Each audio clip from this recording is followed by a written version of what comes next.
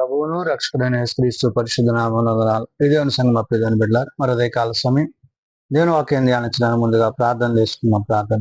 కృపగల తండ్రి, దయగల యేసయ్య, నీ బంగారు పాదాలకు లెక్కలేని వందనాలు, స్థుతులు, స్తోత్రము. గతించిన రాత్రి అంతా నీ రెక్కల చాటున కాచి కాపాడి సంరక్షించిన దేవా, మరి ఉదయకాల సమయం సజ్జ లేఖను చదివి ప్రార్థించుండగా వాక్యమైన దేవుడు వాక్యం ద్వారా మాతో మాట్లాడి మీరే మహిమా గంట ప్రభావాలు పొందమని యేసునామమున అడుగుతున్నాం తండ్రి. ఆమేన్.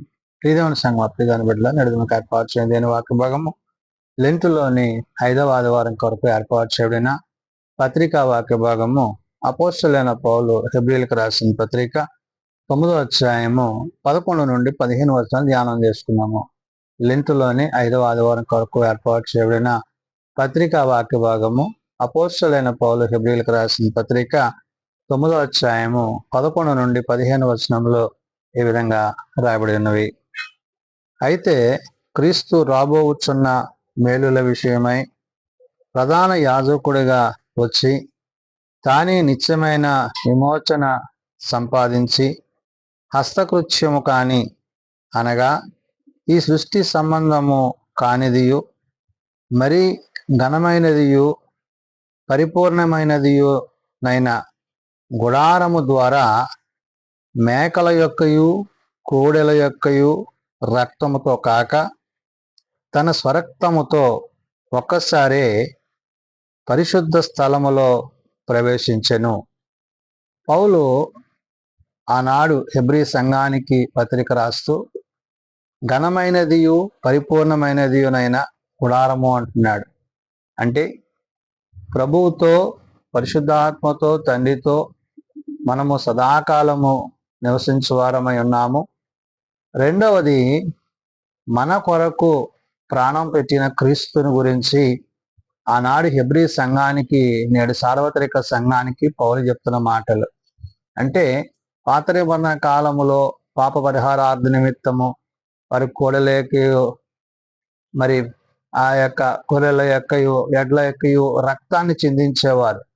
తద్వారా దాని మీద వారు మరి స్వస్థత అనగా పాప పరిహారం పొందలేకపోయారు. కానీ పాప పరిహారం నిమిత్తము మనందరి నిమిత్తము క్రీస్తు ప్రభు వారు ఆయన రక్తము చిందించిన పరిస్థితిని పౌలు ఇక్కడ గుర్తు చేశాడు. అందుకని అంటున్నాడు, అయితే క్రీస్తు రాబోతున్న మేలుల విషయమై అంటున్నాడు. అంటే జరగబోయే దినాలు, సంభవించబోయే పరిస్థితులు, ఆయన రాకడకు ఉద్దేశించి ఇవన్నీ కూడా పౌలు చెప్తున్నాడు. ప్రధాన యాజకుడిగా వచ్చి అంటున్నాడు. అంటే తానే ప్రప్రథముడుగా ఉండి ఆయన యాజకత్వాన్ని జరిగించి ఆయన బలి అయి ఆ బలికి ఆయన కారకుడై ఉన్న విషయాన్ని ఇక్కడ చెప్తున్నాడు.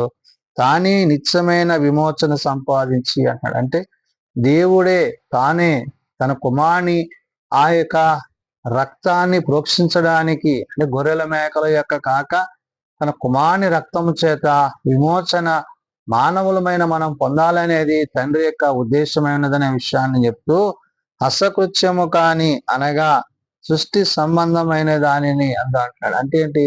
స్వహస్తాలతో దేవుడు చేసిన వాటిని బట్టి కాక, ఆయన మాటను బట్టి, ఆయన ఉద్దేశాలను బట్టి, సృష్టింపబడిన సృష్టిని బట్టి కాక మరి ఘనమైనదియు పరిపూర్ణమైనదియు అంటున్నాడు. అంటే ఉన్నతమైన పరలోకం ముందు ప్రభువుతో పరిశుద్ధాత్మతో తండ్రితో వేవేల సైన్య సమూహముతో నిత్యము స్తుతింపబడుతున్న ఆ యొక్క ఉన్నతమైన స్థలములను గురించి పౌలు హెబ్రీ సంఘానికి ప్రస్తావిస్తూ అంటున్నాడు. మరి ఘనమైనది పరిపూర్ణమైనదైన గుడారము ద్వారా అంటాడు. అంటే క్రీస్తులో మనము ప్రవేశించడానికి ఏదైతే ఆయన మార్గమై ఉన్నాడో ఆ మార్గాన్ని, ఆ స్థితిని పౌలు ఇక్కడ గుర్తు చేస్తూ మేకల యొక్కయు కోడెల యొక్కయు రక్తముతో కాక తన స్వరక్తముతో ఒక్కసారే పరిశుద్ధ స్థలములో ప్రవేశించున్నాడు. ఈ మేకల యొక్కయు మరి కోడల యొక్కయు రక్తంతో కాక ఏమంటున్నాడు? తన స్వరక్తం. అంటే ఆయన రక్తము చేత, ఆయన చిందించిన రక్తము చేత మనం ఏమవుతున్నామంట? ఒక్కసారే పరిశుద్ధ స్థలములో ప్రవేశించను అంటున్నాడు. అంటే పరిశుద్ధతతో మనము ఉండడానికి ఆ పరిశుద్ధుడైన దేవుడు తన కుమారుని మన కొరకు ఈ లోకానికి పంపించిన విషయాన్ని పౌలు గుర్తు చేస్తున్నాడు. ఎలయనగా మేకల యొక్కయు ఎడ్ల యొక్కయు రక్తము మైలుపడిన వారి మీద ఆవు దూడ బూడిదను చల్లినట్లు చల్లుటయు, శరీర శుద్ధి కలుగునట్లు వారిని పరిశుద్ధపరచని ఎడల నిత్యుడగు ఆత్మ ద్వారా తన్ను తానే దేవునికి నిర్దోషినిగా అర్పించుకొనిన క్రీస్తు యొక్క రక్తము నిర్జీవ క్రియలను విడిచి జీవము కలిగిన దేవుని సేవించుటకు మీ మనస్సాక్షిని ఎంతో ఎక్కువగా శుద్ధి చేయను అంటాడు. అంటే ఈ శుద్ధీకరణ ఆచారము అంటే పరిశుద్ధత కొరకు, పవిత్రత కొరకు, పాపములో ఉన్న మనలను విడిపించుట కొరకు ఆనాడు వారు చేసిన ఆ యొక్క బలియాగాలు ఏదైతే ఉన్నావో అవి మనల్ని పరిశుద్ధపరచలేదు. ఎందుకంటే అవి పరిశుద్ధమైనవి కావు కాబట్టి, ఆ పరిశుద్ధత లేదు కాబట్టి, ఆ పరిశుద్ధత ఆనాడు లేదు కాబట్టి నేడు ప్రభువు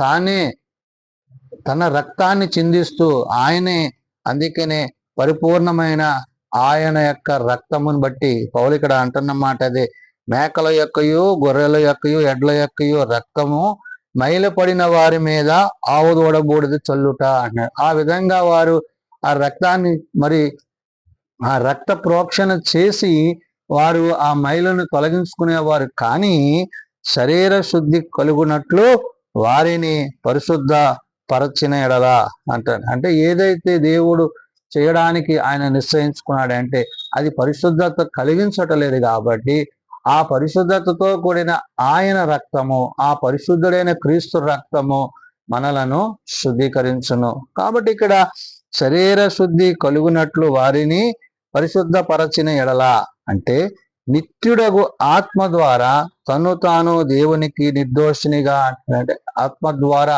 తండ్రి తన పట్ల ఎటువంటి ప్రేమ కలిగి ఉన్నాడో ఆ ప్రేమకు తగినట్లుగా ప్రభువు జీవిస్తూ ఆయన తన మరణాన్ని అనగా తండ్రి చిత్తాన్ని జరిగించున్నారు. కాబట్టి ఇక్కడ నిత్యుడగు ఆత్మ ద్వారా తన్ను తాను దేవునికి నిర్దోషినిగా అర్పించుకొనిన క్రీస్తు యొక్క రక్తము అంటున్నాడు. అంటే ఆయనలో ఏ దోషము లేదు, ఏ పాపము లేదు కాబట్టి ఆయన రక్తము చేత నేడు మనకి విమోచన, విడుదల కలుగుతుంది.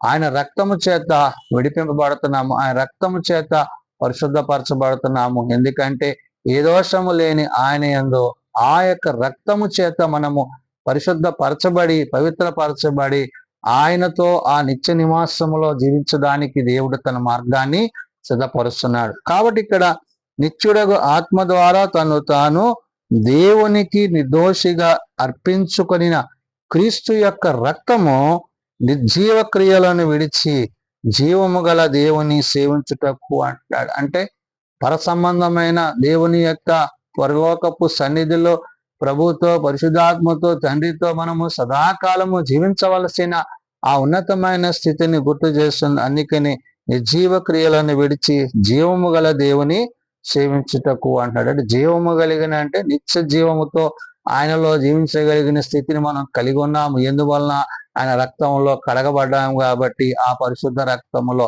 కడగబడి మన పాపములన్నీ తొలగింపజేసిన దేవుని యందు మనం ఏమవుతున్నాం, మీ మనస్సాక్షిని ఎంతో ఎక్కువగా శుద్ధి చేయను అన్నాడు. మన మనస్సాక్షిని శుద్ధీకరించి, మన హృదయాలను శుద్ధీకరించి, మనల్ని పరిశుద్ధపరిచి, మన పాపలను తొలగించి ఆయన ద్వారా నేడు మనము ఆ నిత్య మహిమలోనికి ప్రవేశించడానికి పరిశుద్ధాత్మ దేవుడు ప్రభు ద్వారా అనుగ్రహించాడు. కాబట్టి ఇక్కడ పౌలు చెప్తూ అంటున్నాడు, ఈ హేతువు చేత మొదటి నిబంధన కాలములో జరిగిన అపరాధము నుండి విమోచనము కలుగుటకై అన్నాడు. అదైతే ఆనాడు పాత నిబంధన కాలంలో వాళ్ళు ఏదైతే ఆ మొదటి నిబంధనలో వారు గొడ్ల యొక్క మేకల యొక్క రక్తంతో మరి చేసినప్పటికీ అది శుద్ధి కాని పరిస్థితుల్లో ఉన్నది కాబట్టి ఆ పరిస్థితులన్నిటినీ కూడా ప్రభువు తీసివేయడానికి తండ్రి తన ఉద్దేశాన్ని ఇక్కడ నెరవేరుస్తున్నారు. కాబట్టి ఆయన అంటున్నాడు, ఈ హేతువు చేత మొదటి నిబంధన కాలములో జరిగిన అపరాధము నుండి విమోచనము కలుగుటకై ఆయన మరణము పొందినందున అంటే క్రీస్తు ప్రభువారు మరణించుట ద్వారా, ఆయన రక్తము చిందించుట ద్వారా పిలువబడిన వారు నిత్యమైన స్వాస్యమును గూర్చిన వాగ్దానము పొందు నిమిత్తం అని. ఎవరైతే ఆయన పిలుపునందు నిలిచి, ఎవరైతే ఆయనకు లోబడి ఆయన విశ్వాసం ఉంచుతారో వారందరి యొక్క జీవితాల పట్ల దేవుడు చేయబోతున్న కార్యాన్ని ఇక్కడ పౌలు గుర్తు చేస్తున్నాడు. వాగ్దానము పొందు నిమిత్తము ఆయన క్రొత్త నిబంధనకు మధ్యవర్తి అయి ఉన్నాడు. కాబట్టి ఈ కొత్త నిబంధనకు మధ్యవర్తి అయిన క్రీస్తుని బట్టి, అంటే నూతన సృష్టి, నూతన జన్మను కలిగిన వారముగా పాపమును విడిచి పరలోకమునకు ప్రవేశత కలిగిన స్థితి మనం పొందాలంటే క్రీస్తు రక్తంలో కడగబడి మన అపరాధములు, మన పాపలను ఆయనతో ఒప్పుకొని ఆయన చేత శుద్ధీకరింపబడి ఆయనతో జీవించే ధన్యత మనం కలిగి ఉండాలని ఆనాడు పౌలు హెబ్రీ సంఘానికి, నేడు సార్వత్రిక సంఘానికి చెప్తున్నాడు. కాబట్టి ఘనమైనది పరిపూర్ణమైన ఈ గుడారములో మనము నివసించువారమైనాము కాబట్టి మన నివాసము పరలోకమందు పరవాసులో ఆ యొక్క పరలోకములో పరిశుద్ధులతో నిత్య నివాసములో మనము నివసించువారమై ఉంటామని ఆనాడు పౌలు హెబ్రీ సంఘానికి, నేడు సార్వత్రిక సంఘానికి తెలియజేసిన మాటలు. ప్రార్థన చేసుకుందాం. మమ్మల్ని మిక్కిలిగా ప్రేమించిన మా తండ్రి, కృపగలిగిన దేవ, అవును నాయన, క్రొత్త నిబంధనకు గుర్తుగా తండ్రి ఆనాడు వారు చేసిన పాపములను, అపరాధములను నిమిత్తము మేకల యొక్కయో గొడ్ల యొక్కయో రక్తము చేత వారి పరిశుద్ధపరచబడలేదు. కానీ నేడు నీ రక్తము చేత, నీ యొక్క రక్తము ద్వారా పరిశుద్ధపరచబడి నాయన నూతన పరచబడి మా పాపములని విమోచింపబడి నీ నిత్యత్వములోనికి నీ యందు జీవించడానికి మీరు కృపనిచ్చినందుకే వందనాలు. నిజమైన ఆయన, ఇంత గొప్ప రక్షణను నిర్లక్ష్యము చేయక, ఇంత గొప్ప రక్షణను విడిచిపెట్టక నీతో ఆ నిత్యరాజ్యములో నాయన నూతనమైన ఆ యొక్క ఆకాశములో పరలోకములో పరిశుద్ధులతో వేవేల సైన్య సమూహముతో సదాకాలము జీవించే ధన్యత, యోగ్యత మా అందరికీ దయచేయండి. చిన్నబిడలు, యవనులు, పెద్దలు, వృద్ధులు ప్రతి వారిని వారి వారి తరగతులు చెప్పిన ఆశీర్వదించి దీవించండి. జన్మదినాలు, వివాహదినాలు, ఆ కొడుకల కుటుంబాలు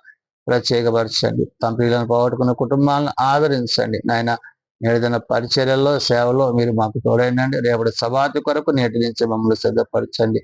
ఈ క్రొత్త నిబంధన గుర్తుగా ప్రభువా, మీరు మా కొరకు చిందించిన మీ రక్తమందు మేము కడుగబడి పరిశుద్ధపరచబడి నీతో సదాకాలము జీవించే ధన్యత, యోగ్యత మా అందరికీ దయచేయమని యేసున్నత నామమున ప్రార్థించి వేడుకొనుచున్నాం తండ్రి. ఆమేన్. పరలోకమందున్న మా తండ్రి, నీ నామం పరిశుద్ధపరచబడగాక, నీ రాజ్యం వచ్చుగాక, నీ చిత్తం పరలోకమందు నెరవేర్చినట్లు భూమి మీద నెరవేరుగాక. మా అనుదిన మాకు దయచేయము. మళ్ళీ ప్రార్థన చేసిన వాడిని మేము క్షమించిన ప్రకారం మా ప్రార్థనలను క్షమించము. శోధనలో తేకాదులను తప్పించు. రాజ్యము, శక్తి, మహిమ నిరంతరము నీవేనవు తండ్రి. ఆమేన్. మన పరమతైన దేవుని ప్రేమ, ప్రభువైన యేసుక్రీస్తు కృప, ఆదరణకర్త అయిన పరిశుద్ధాత్మ సహాయము సదా తోడయండి సంరక్షించును గాక. ఆమేన్.